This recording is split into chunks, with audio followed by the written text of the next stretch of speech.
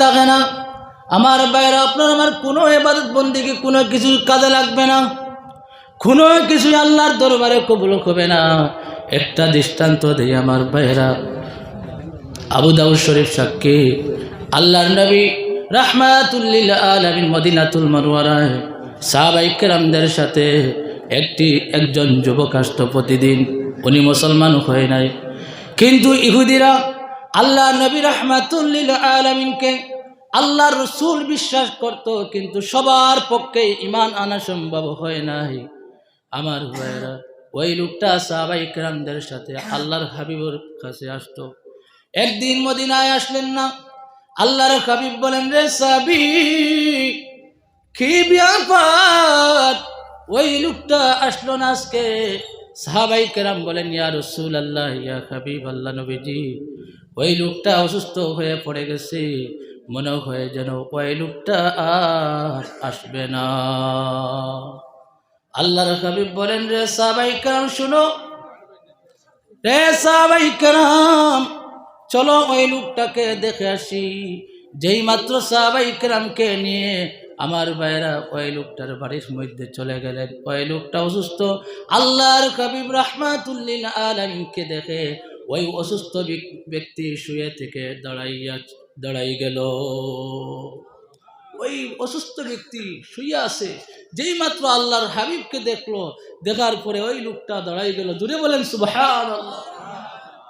ওই লোকটা চক্ষুর পানি জোর জোর করে ছেড়ে আর আল্লাহর হাবিব রাহমাতুল লিল আলামিনের চেহারার দিকে চায়, একবার আকাশের দিকে চায়, জমিনের দিকে চায়, একবার আল্লাহর হাবিবের দিকে চায়, তার বাবার দিকে চায়। তার বাবা ডাক দিয়ে বলেন, রে আবুল কাসিম, তুমি আকাশের দিকে চাইও না, জমিনের দিকে চাইবেন না। হে আবুল কাসিম, তুমি তাড়াতাড়ি আমার নবী রাহমাতুল লিল আলামিনের কাছে তুমি মুসলমান হয়ে যাও। ওই যুবকটা আল্লাহর হাবিবকে ডাক দিয়ে বলেন, নবীজি, আপনার নূরের হাতটা বাড়িয়ে দেন, আমি আপনার হাতে হাত লাগাইয়া কলিমা পড়ে মুসলমান হয়ে যাব। আমার ভাইরা, আল্লাহর হাবিব নূরের হাত বাড়িয়ে দিলেন, সঙ্গে সঙ্গে হাত লাগাইয়া কলিমা পড়ে মুসলমান হয়ে গেলে। আল্লাহর হাবিব সাহাবায়ে কেরাম মদিনায় চলে আসলেন। আসার পরে সঙ্গে সঙ্গে খবর চলে আসলো, ইয়া রাসূলুল্লাহ, ইয়া হাবিবাল্লাহ, ওই মুহূর্ত যে যুবকটি মুসলমান হয়েছে, ওই মুহূর্ত ওই যুবকটি চলে গেছে, দুনিয়ায় আর নাই। ওই লোকটা দুনিয়া ছাড়িয়া বিদায় হয়ে গেছে, মারা গেছে। আল্লাহর হাবিব বলেন, রে সাহাবায়ে কেরাম শুনো, যাও তাড়াতাড়ি ওই লোকটাকে গোসল দাও, ওই লোকটাকে গোসল দিয়ে তাড়াতাড়ি যাও, ওই লোকটাকে কাফনের কাফন পরাইয়া দাও। আমি নবী রাহমাতুল লিল আলামিন ওই লোকটার জনতার ইমামতি আমি নবীজি নিজে করব। জোরে বলেন সুবহানাল্লাহ। সাহাবায়ে কেরাম কি ওই লোকটাকে ভালোভাবে গোসল করাইয়া কাফন পরিধান করাইয়া আমার ভাইরা ওই লোকটাকে জান্নাতে বাকির দিকে রওনা করেন। আল্লাহর হাবিব রাহমাতুল লিল আলামিন জানাজা পড়ানোর জন্য জান্নাতে বাকির দিকে চলে গেলেন।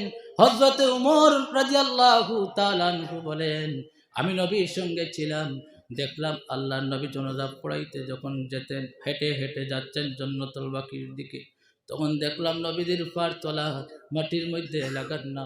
জানাজার পরে আমি নবীকে জিজ্ঞাসা করলাম, ওগো নবীজি, কি ব্যাপার বুঝলাম না গো নবী, যেই যুবকটা জানাজা পড়ানোর জন্য আপনি জান্নাতে বাকির দিকে রওনা দিলেন, খেটে খেটে আপনার পায়ের তলা মাটির মধ্যে লাগাইলেন না, আপনি বুড়ি আঙ্গুলের মধ্যে বর করে করে আপনি হেঁটে হেঁটে যাচ্ছেন।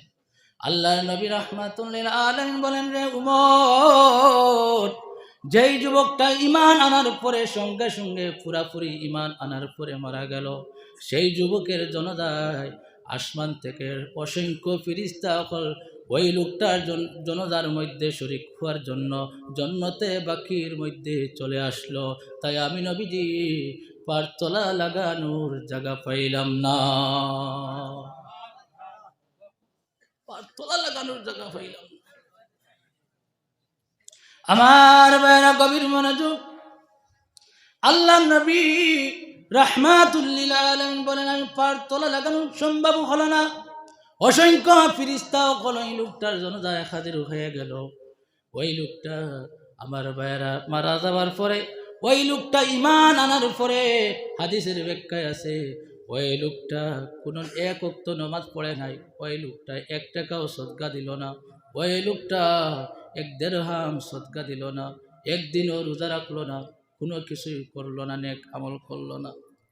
আমার ভাইরা ওই লোকটা কলিমা পড়ার পরে মুসলমান হওয়ার পরে দেরি হয় না, ওই লোকটা তাড়াতাড়ি পরিপূর্ণ ঈমান নিয়ে বিদায় হয়ে গেল।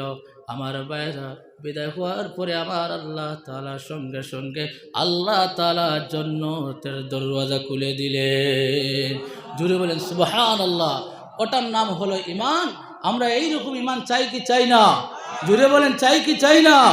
নবীর মহব্বতের নাম হলো ঈমান। যত বেশি মহব্বত নবীকে করব তত বেশি আপনার আমার ঈমান তাজা হবে, ঈমান মজবুত হবে। মহান আল্লাহ তাআলা যেন আমাদেরকে ওই নবীকে নবীর মতন ভালোবাসার তৌফিক দান করেন। সকলে বলেন আল্লাহুম্মা আমিন। আমার সময় শেষ, যেহেতু আমার বড় ভাই হাজির, ওখানে আমি শেষ করলাম। ওয়া আখিরু দাওয়ানা আলহামদুলিল্লাহি রাব্বিল আলামিন।